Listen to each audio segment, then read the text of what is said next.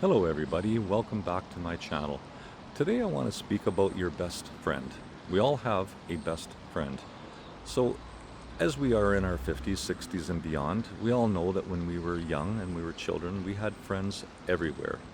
We had friends through school, we had family members, we usually had parents and siblings and cousins, we had friends through sports, we had friends through social activity. I certainly fell into that. When you get to be a teenager, you really care about what other people think about you and you put your effort into that. In fact, there's a saying that when you're in your teens or your 20s, you really care about what others think of you. When you're in your 40s, you don't really care so much what other people think. But when you get to be our age, we realize people weren't really thinking about us anyway. So, with that in mind, how many of us now have a much smaller circle of, I wouldn't just say friends, but people, family and friends? Family, as we get older, we lose our parents. As we get older, we lose our siblings. They move away or they too decease. Or we lose our friends because I know myself, I've lost several friends that are my age. So, what do we do through our whole life to keep a good friend? I'm lucky enough to have a friend for 40 years. He doesn't live in the same city. We see each other once every couple of years, but it's like we never left. I think we all have that particular friend. Other than that, I might have three or four, and that's by choice, that I can truly call friends. People that don't drain me, people that don't demand things from me, people that I just love spending time with. Having said all that, we've had one friend through our whole life. We've made so many mistakes. In order to be 60, you have to make a lot of mistakes. I sure the hell did. And you learn from them. That's part of your wisdom. That's part of your knowledge. That's part of what attracts people to you. And through all those times, I've had family to help me. I've had different friends for every mistake, perhaps. I've had one true friend the whole time to help me out. And of course, you probably realize I'm talking, my best friend is me. So, does that sound selfish? Self-centered? Here's why it's not.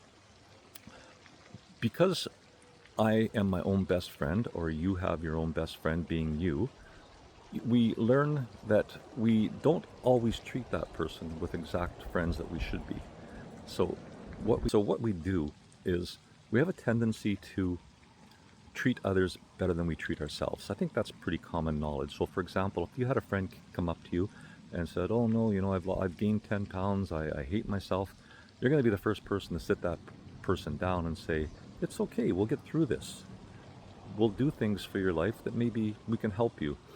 Or if you have a friend that comes up to you that made a mistake or even treated us bad, we will forgive them and we will look past that. Can we do that for our very best friend, for ourselves?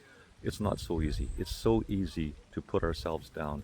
And I really do believe that it's up to us to take care of ourselves, to nurture ourselves, just like we would somebody we love. So part of that is what my channel is about. I believe we should take care of ourselves physically, mentally, again, reduce stress, get some sleep, get good sleep, and then we're going to be better for the people that we do love. I'm a much better person when I take care of myself. If I have a rough night or I don't sleep, I'm not as nice as I am when I've had a good nutritional meal, a good night's sleep, I'm not dealing with stress. And we're at the stage of life that we really shouldn't have to deal with that, because as we get older, we don't handle stress so well. At least I don't, because we just don't have that stress in our life. We don't have kids at home, or we don't have the financial stress that we used to have. So it's easier to get stressed out over the little things. And we are at the age where we're warriors. We're at the age where we realize we're not going to live forever. We're at the age where we have more years behind us than in front of us. We're at the age where we worry about having the finances to take care of ourselves, and we worry about having enough resources so that we can make it through the rest of our life. And I'm not talking just years. We can live to be 100, that's great. I'm talking about quality years. That's what we need to work on at this stage of our life. If we have something that's affecting our health, then we should be doing things to counteract that. That can be doctors, it can be medicine, it can be lifestyle changes. If we're not at that stage where we have any disabilities, then we should be working on preventing ourselves from getting that, because as life moves on, we're getting probably closer to having health concerns. So, what I want everybody to do is take care of yourself first. Love yourself first. You've been with yourself through every major event that you went through, every anxiety, every depression. Your best friend has been with you. And the fact that we're still here at our age is a testimony, shows that we must have done something wrong with all those crazy bad things that we did wrong. So when you're watching by just simply saying that it's the time of our life for us to take care of ourselves, and that's not selfish. We'll still be there for the loved ones. Just take care of ourselves mentally and physically, and everything else will fall into place.